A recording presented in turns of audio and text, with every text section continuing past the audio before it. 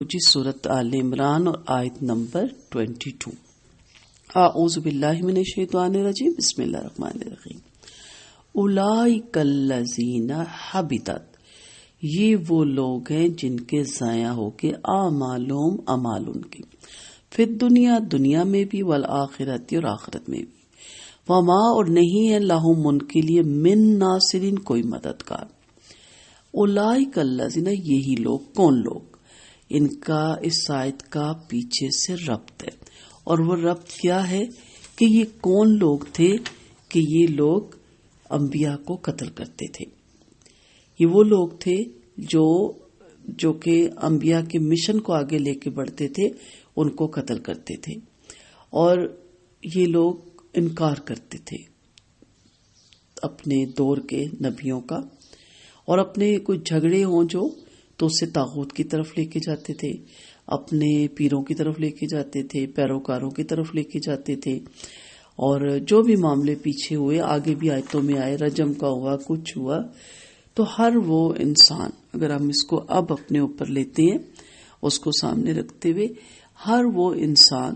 جو قرآن و سنت سے ہٹ کر اپنے خواہش نفس کے مطابق یا اپنے معاشرے کے مطابق، سوسائٹی کے مطابق، ماحول کے مطابق، یا اپنے فرقے اور جماعت کے مطابق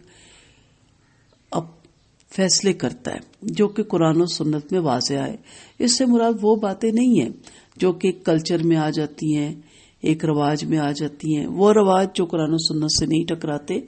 وہ اپنا ہی رکھیں، لیکن وہ رواج بھی جو ایک اذیت کا باعث بن جائے معاشرے کے لیے، اور جو ایک عذاب کی شکل اختیار کر جائے، جیسے کہ ہمارے ہاں جہیز ہے، بریوں کی ڈیمانڈ ہے، حق مہر کی بہت زیادہ ڈیمانڈ ہے، تو یہ قرآن و سنت میں اس کی واضح تفسیر موجود ہے، اس کے بارے میں نہیں میں بات کر رہی۔ یہ وہ رواج ہے کہ کسی جگہ پہلے دعائے خیر ہوتی ہے، کسی جگہ منگنی کی رسم ضرور ادا کی جاتی ہے تاکہ اناؤنسمنٹ ہو جائے، کسی جگہ زبانی بھی اناؤنسمنٹ کی جاتی ہے، تو ہر علاقے کا اپنا ہے۔ کسی جگہ دعائے خیر کوئی نکاح کنسیڈر کیا جاتا ہے، فرنٹیئر کے علاقے میں اس کو ایک نکاح ہی کنسیڈر کر لیا جاتا ہے کہ بھئی یہ اب اس کی زوج میں آ گئی ہے، جبکہ ہمارے یہاں ایک قانون بنا ہوا ہے کاغذی کارروائی کا، تو یہ الگ ایک مسئلہ ہے۔ لیکن ایسے لوگ جو بالکل قرآن و سنت کی طرف نہیں دیکھتے، وہ صرف نماز تک اپنے آپ کو مسلمان بناتے ہیں، اور صرف کلمہ پڑھنے تک، حج کرنے تک، زکوٰۃ دینے تک، لیکن اپنے باقی تمام معاملات جو ان سے ہیں وہ کفار طاغوت کی طرف لے کے جاتے ہیں، جیسے پہلے بھی میں نے کہا، اور جیسا کہ اپنے نفس کے مطابق فیصلہ کرتے ہیں۔ آج کل کے دیکھ لینا کیا کچھ ہو رہا ہے، شادیوں پہ دیکھ لیں اور موقعوں پہ دیکھ لیں کیا کچھ ہو رہا ہے۔ تو ایسے لوگ جو اللہ کی آیات کا انکار کرتے ہیں، نبیوں کو ناحق قتل کرتے ہیں، اور ان لوگوں کو بھی جو انصاف کرنے کا حکم دیا گیا اور وہ انصاف نہیں کرتے، تو ایسے لوگوں کو دکھ دینے والے عذاب کی بھی خوشخبری سنائی گی۔ یہی وہ لوگ ہیں۔ حبطت، حباتا، یہ اونٹ کی ایک بیماری ہوتی ہے جس میں وہ کھاتا رہتا ہے، اور پھر اس کا پیٹ پھٹ جاتا ہے، وہ مر جاتا ہے، جس کا بھرتا ہی نہیں پیٹ۔ تو حبطت، ضائع ہو گئے، بیکار چلے گئے ان کے اعمال۔ کون سے؟ A to Z، سارے، کسی اعمال کو چیک ہی نہیں کیا جائے گا، کیونکہ اعمال کس کسوٹی پہ تولے جائیں گے؟ لا الہ الا اللہ اور محمد رسول اللہ۔ تو جب آپ لا الہ الا اللہ اور محمد رسول اللہ پڑھ کے آپ نہ سنتوں کو فالو کریں، نہ سیرت کو پڑھنے کی کوشش کریں،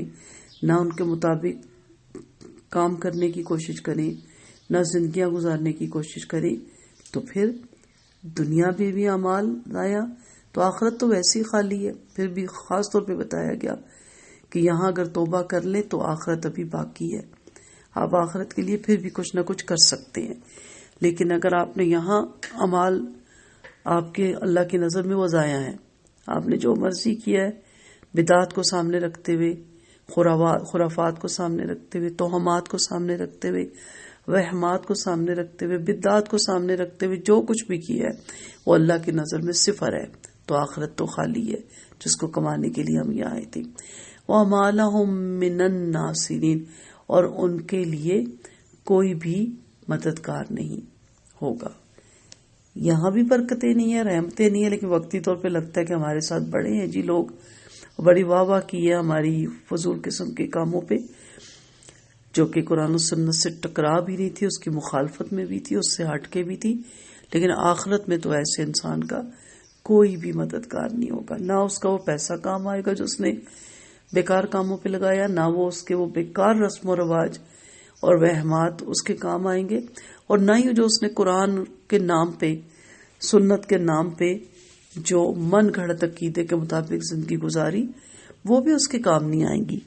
کچھ بھی نہیں کام آئے گا. کوئی بھی اس کا اس وقت حامی و ناصر نہیں ہوگا، اور کوئی بھی اس کا اس وقت مددگار نہیں ہوگا. آگے اس سے ریلیٹڈ ساری آیتیں آئیں گی، وہ انشاءاللہ اگلی آیت میں ہم دیکھیں گے. تو اس لیے کوشش کریں کہ اپنی زندگیوں کو سمپل، سادہ گزاریں، جو قرآن و سنت کا طریقہ ہے اس کے مطابق گزاریں، تاکہ آپ کا تھوڑا عمل بھی اور پہاڑ کے برابر بن جائے، ورنہ اور پہاڑ کے برابر کیا ہوا عمل بھی اللہ کے نزدیک کوئی اہمیت نہیں رکھتا اگر وہ قرآن و سنت سے ہٹ گئی ہے. وآخر دعوانا ان الحمد للہ رب العالمین.